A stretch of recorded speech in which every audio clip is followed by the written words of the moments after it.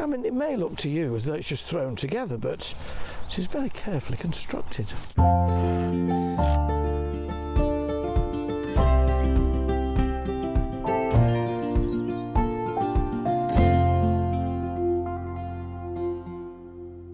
If you have a very small garden or a tiny patio or a balcony where space is really at a premium, what you need is a planter whose contents you can change with the seasons so it always looks good, particularly in spring.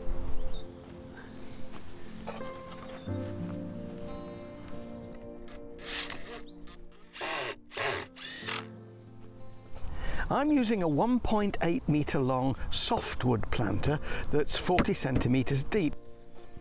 It's on legs which raises it up, which makes it easier to access and to cultivate.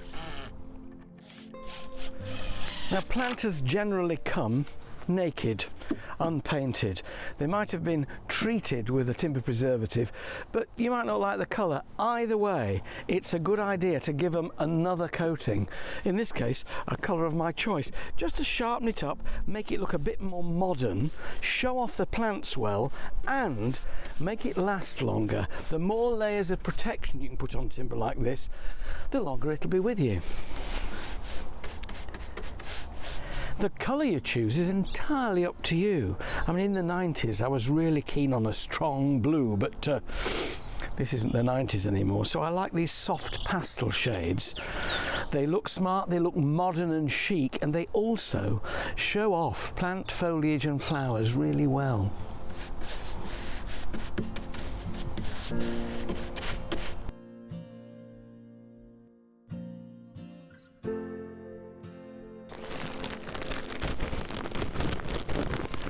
So peat-free, multi-purpose compost going in.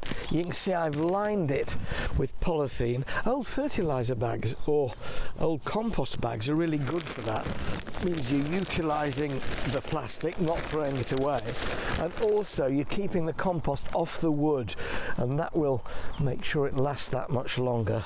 The more you can do to preserve the wood, as well as that lovely paint I put on at the beginning, the longer your planter will last. Lightly firm it in, not too much at this stage, but leave that compost relatively high. You don't want to be seeing bits of the black plastic, and over the summer when you're watering, that compost is going to sink, so if you leave the level just a little bit high at this stage, it'll allow for that. Now for the exciting bit, putting the plants in.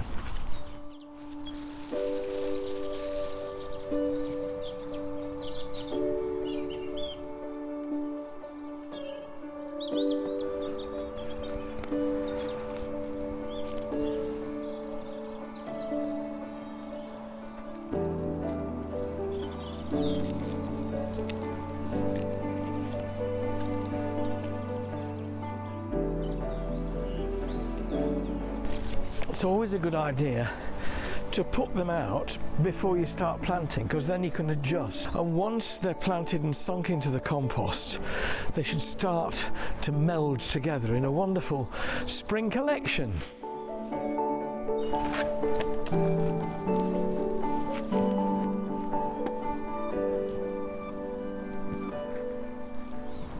The important thing before you plant anything from its pot is that you've really soaked it so that the root ball is almost sodden. Plant a dry root ball, and in spite of the fact that you water the container, the big container, afterwards, it will almost always stay dry, so give it a really good soak first. Ivy is one of those really useful plants, good in shade and a great trailer for the front of a container like this. It just masks the edge a little. And these little campanulas, little bell flowers, they're so pretty. And they too will start to trail over the edge. When you're planting, don't put them too deep.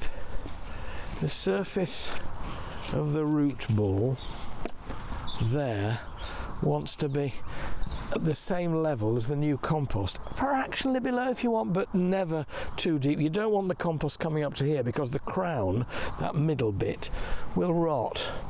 This is a lovely thing. It's a good woodland plant called Tiarella.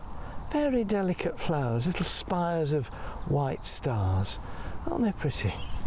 Good for shade. But also, in a trough like this that's going to get full sun, as long as you keep it moist at the roots, it'll be quite happy.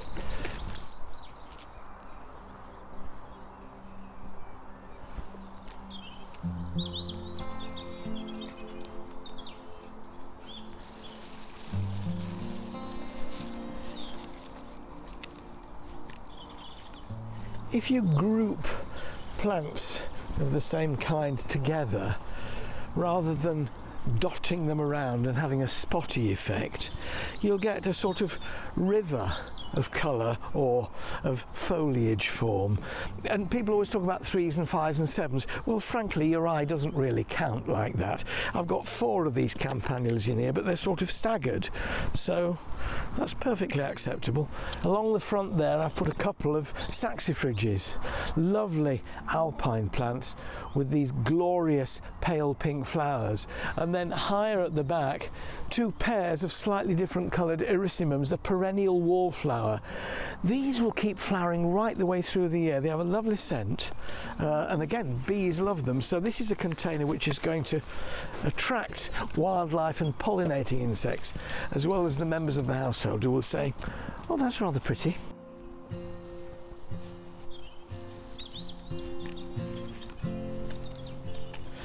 Don't underestimate the value of ornamental grasses in the garden. This is one called Frosted Curls. I'm planting 2 of these here just to give a bit of fluff, a bit of background to these bright perennial wallflowers. And they last right the way through the year, these. It's all too easy just to concentrate on colour in a garden and to forget about texture, because this is fluffy and frothy. The heuchera, the purple leaf down here, is much more robust to look at, and then behind it this silver-leaved convolvulus, completely contrasting in both colour, leaf shape and texture. I was always taught when I was in the Parks Department nursery as an apprentice that every plant has a front and a back, and I always try and favour the viewer with its best side. I mean, just like me, I really only like showing my best side. The only problem is that as of yet I haven't quite found it. If you're doing this sort of thing for the first time and you're not quite sure what to put where, generally speaking, the taller plants need to go towards the back and the shorter ones at the front. Then you've got a view of them all. And when you're planting up in any display, whether it's a bed or a border, and you'll notice when I finish this in a minute that that's what I've done here, work in triangles. If you plant like that, either a slightly odd shaped triangle or a perfect triangle, it's more pleasing to the eye when a view goes up and then down rather than up, down, up, down, up, down. When I've done this, you'll see that hopefully I've done that on quite a low scale. It's quite a shallow triangle, but nevertheless there is a contour which is pleasing to the eye. I mean, it may look to you as though it's just thrown together, but it is very carefully constructed. And the finishing touch, the bit I always like best, is the sweeping up, because once you've got all this compost off your beautifully painted container, having chosen the paint to show off the flowers and foliage, what a shame if it's covered in compost. So just whip over it with a little hand brush. So there you are. It's a smashing scheme. Instant effect. I've planted it up quite densely.